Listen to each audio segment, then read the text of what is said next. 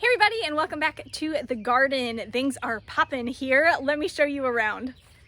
This is our first year doing cabbages and they are looking so good. No pest damage or anything so far. Looking lush. 5 in a 4x4 area is probably too many, but they're doing pretty good. And we've got some zucchini forming. Look at that. These are the Ford Hook zucchini, and they seem to be developing a lot quicker than the Black Beauty, which is what we're used to growing. And what I'm most excited about, look at those little tomatoes. These are my German pink, so these are slicer tomatoes, and I'm so excited. I'm already dreaming of my first BLT of the season. The potatoes are blooming. Look how beautiful those are. These are Pontiac Red, and they are looking great. So everything is growing great so far. The problem is the weeds in between the raised beds are growing great too. Now, if you saw my last tour video, you'll know that our plan is to eventually put landscape fabric down and rock in between the raised beds to make this area look a little bit nicer and to combat the weeds. The problem is it's spring here in Indiana. It has rained nonstop the past like 4 days. Everything's just a mud pit right now. And we're probably gonna end up getting a triaxle of gravel because we need to do our driveway and we need to refresh the horse's sacrifice area. So we need a lot of rock. And in order to do that, it can't be really muddy. So the rock's probably not gonna happen until summer or fall this year.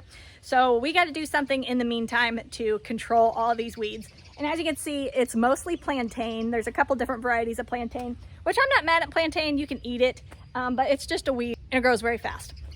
So our geese are great at eating grass and weeds. However, I would not trust them out here to not destroy everything else because they like to pull on stuff. They would just pull those strawberries right out. So that's a no-go. But we do have rabbits. So let me show you what we're gonna try. So we bought this little A-frame rabbit hutch off of Walmart.com. It was very inexpensive. It was only like $88. I think the prices changed a little bit since then. Now, typically I try to avoid the boxed chicken coops and hutches. A lot of times they're made in China. They're very lightweight. They're not super predator proof and the quality just isn't there. It's not gonna last more than a season or two. But this was actually exactly what I was looking for. It's very lightweight, so it's easy to move, so I can use it like a rabbit tractor. It has an open bottom, so the rabbits can fully access all the weeds.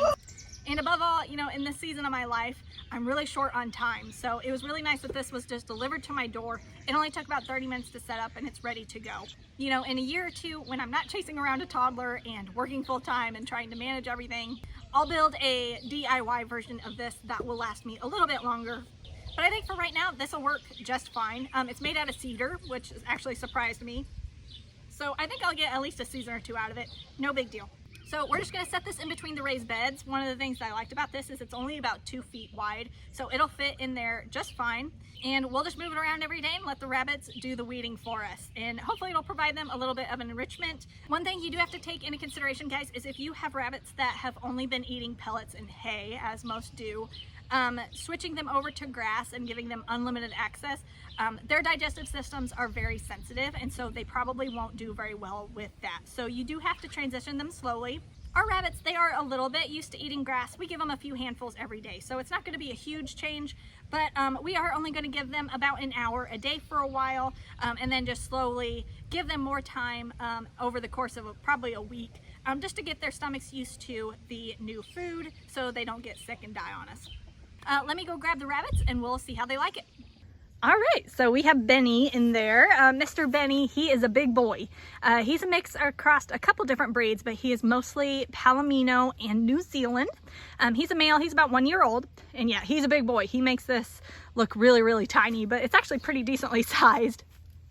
Now, the plan is we're gonna treat this a lot like we free range the chickens. So we're gonna put him out here in the morning, let him spend the day out here, and then we're gonna keep him in his normal hutch at night. The normal hutch, it's made out of hardware cloth.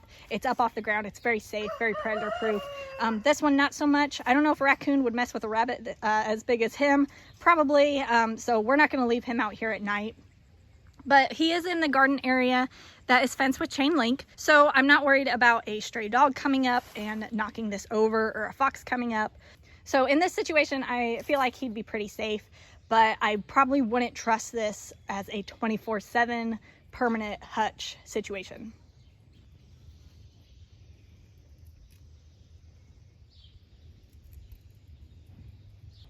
So yeah, he looks pretty content. We're gonna give him an hour. Like I said, he's not used to grazing all day. So we're gonna give him about an hour. We'll see how much damage he's able to do in that amount of time.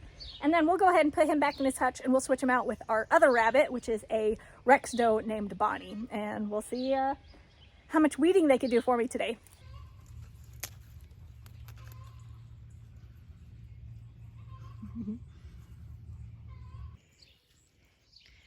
All right, so this is the result of 2 rabbits over the course of 2 hours.